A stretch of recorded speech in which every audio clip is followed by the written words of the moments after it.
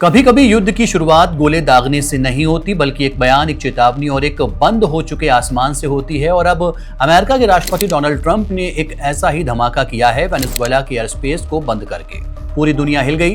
Venezuela में खौफ, Caribbean सागर में अमेरिकी युद्धपोत और सवाल एक, क्या अमेरिका सच में वेनेजुएला पर हमला करने वाला है? आज हम आपको बताएंगे ट्रंप क्या चाहते हैं, मादुरो क्यों डरे नहीं हैं, क्या कानूनन ये हमला वैध है और क्या ये सब अमेरिका की नई तेल की राजनीति है। ये कहानी सिर्फ अमेरिका वेनेजुएला की नहीं, बल्कि पूरे लैटिन अमेरिका की किस्मत बदल सकती है।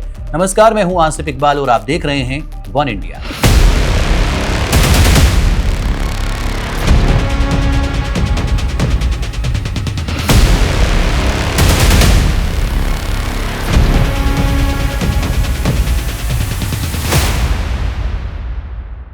संयुक्त राज्य अमेरिका के राष्ट्रपति डोनाल्ड ट्रंप ने बिना किसी ज्यादा जानकारी की घोषणा की है कि वेनेजुएला का हवाई क्षेत्र बंद कर दिया गया है। इस बयान ने कैरिबियन क्षेत्र में महीनों से जारी सैन्य तनाव के बीच वाशिंगटन और काराकस के रिश्तों को और तनावपूर्ण बना दिया है। वेनेजुएला ने अमेरिका पर लैटिन अमेरिका में औपनिवेशिक खतरा पैदा करने का आरोप लगाया है, जबकि देश के करोड़ों लोग पहले से ही तनाव में हैं। राष्ट्रपति निकोलस मादुरो पहले ही चेतावनी दे चुके हैं कि वाशिंगटन सैन्य हस्तक्षेप को सही ठहराने के लिए झूठे बहाने गढ़ रहा है।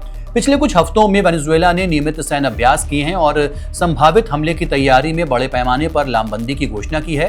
ट्रंप प्रशासन ने सितंबर की शुरुआत में ड्रग बोट्स पर हमलों की सीरीज शुरू करने के बाद से दक्षिणी कैरिबियन सागर में विशाल नौसैनिक बल तैनात किए हैं। वाशिंगटन ने यह साबित नहीं किया है कि जिन नावों पर हमला किया गया वो वास्तव में मादक पदार्थों की तस्करी में शामिल थी या नहीं।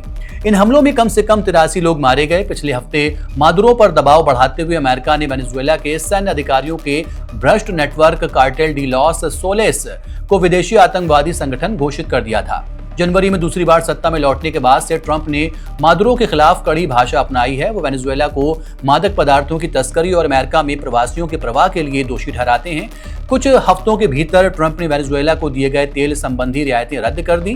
वेनेजुएला से तेल खरीदने वाले देशों पर 25% टैरिफ लगा दिए। मादुरो की गिरफ्तारी पर इनाम बढ़ाकर $50 मिलियन कर दिया। उन्हें वैश्विक आतंकवादी नेता घोषित किया। हाल ही में ट्रंप ने पुष्टि की कि उन्होंने CIA को वेनेजुएला में गुप्त अभियान चलाने की मंजूरी दी है। साथ ही कैरिबियन सागर में दुनिया का सबसे बड़ा aircraft carrier USS Gerald R Ford, कई युद्धपोत, हजारों सैनिक F-35 स्टेल्थ जेट्स तैनात किए जा चुके हैं। पिछले गुरुवार ट्रंप ने संकेत दिया कि वेनेजुएला के भीतर जमीनी हमले किसी भी समय हो सकते हैं। लेकिन सवाल ये उठता है कि क्या वेनेजुएला पर अमेरिकी सैन्य कार्रवाई कानूनी है?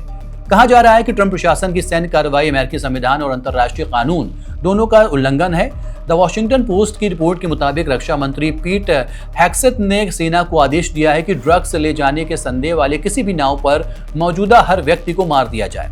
हेग्सेथ ने इस रिपोर्ट को फेक न्यूज बताया। अमेरिकी कांग्रेस ने इस घटना की जांच शुरू कर दी है। रिपब्लिकन सीनेटर रैंड पॉल ने कहा है कि अतिरिक्त न्यायिक हत्या हो सकती है। अमेरिकी प्रशासन ने कार्टेल डी लॉस सोलेस, जिसे वो अब वेनेजुएला की राज्य व्यवस्था से जोड़कर आतंकवादी संगठन कह रहा है, को एक गैर राज्य हथियार इकाई के तौर पर पेश किया है, ताकि युद्ध की घोषणा की जरूरत के बिना सैन्य कार्रवाई को काउंटर टेरर ऑपरेशन बताया जा सके। वहीं काराकस ने ट्रंप के हवाई क्षेत्र बंद करने वाले बयान की तीखी निंदा की है। वेनेजुएला के विदेश मंत्रालय ने कहा है कि ये वेनेजुएला की संप्रभुता पर हमला है। इस पूरे मामले पर वेनेजुएला के राष्ट्रपति निकोलस मादुरो, जिनकी जुलाई की जीत को वाशिंगटन ने मान्यता नहीं दी, लगातार टीवी पर आकर शांति की अपील कर रहे हैं। No war yes peace forever, यानी युद्ध नहीं, हमेशा शांति। लेकिन कुछ दिनों पहले उन्होंने देश की रक्षा संकल्प जताया और बोलीवर की तलवार लहराते हुए कहा कि वो साम्राज्यवादी खतरे के खिलाफ खड़े होंगे। सवाल ये भी उठता है कि ट्रंप मादुरो के खिलाफ इतने आक्रामक क्यों हैं? विशेषज्ञों के मुताबिक इसकी 3 प्रमुख वजह हैं। वेनेजुएला का विशाल तेल भंडार, विश्व का सबसे बड़ा सिद्ध तेल भंडार, जिसे वाशिंगटन अपने रणनीतिक हितों से जोड़ता है। अमेरिका का पश्चिमी गोलार्ध में वर्चस्व स्थापित करना, वाशिंगटन चाहता है कि वेनेजुएला चीन, रूस और ईरान की जगह अमेरिकी प्रभाव क्षेत्र में रहे। ड्रग वॉर को राजनीतिक हथियार बनाना, विशेषज्ञों के मुताबिक ट्रंप प्रशासन नशीले पदार्थों की लड़ाई का इस्तेमाल राजनीतिक तकनीक के रूप में करता है, ताकि सैन्य हमले कानून व्यवस्था की कार्रवाई जैसे दिखे।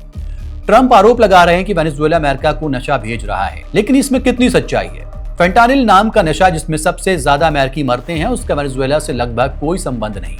DEA और स्टेट डिपार्टमेंट के मुताबिक फेंटानिल मैक्सिको में बनता है, कच्चा माल चीन से आता है। ये अमेरिका में जमीनी सीमा से प्रवेश करता है, न कि कैरिबियन समुद्री मार्गों से। जहां तक कोकीन की बात है, कोलंबिया, दुनिया का सबसे बड़ा उत्पादक है। वेनेजुएला सिर्फ एक ट्रांजिट हब है। ज्यादातर कोकीन यूरोप जाती है, अमेरिका नहीं। ट्रंप प्रशासन कहता है कि वेनेजुएला ड्रग्स भेज रहा है। मादुरो कहते हैं ये सिर्फ एक बहाना है। DEA और स्टेट डिपार्टमेंट दोनों कहते हैं कि फेंटानिल मैक्सिको और चीन का खेल है, वेनेजुएला का नहीं।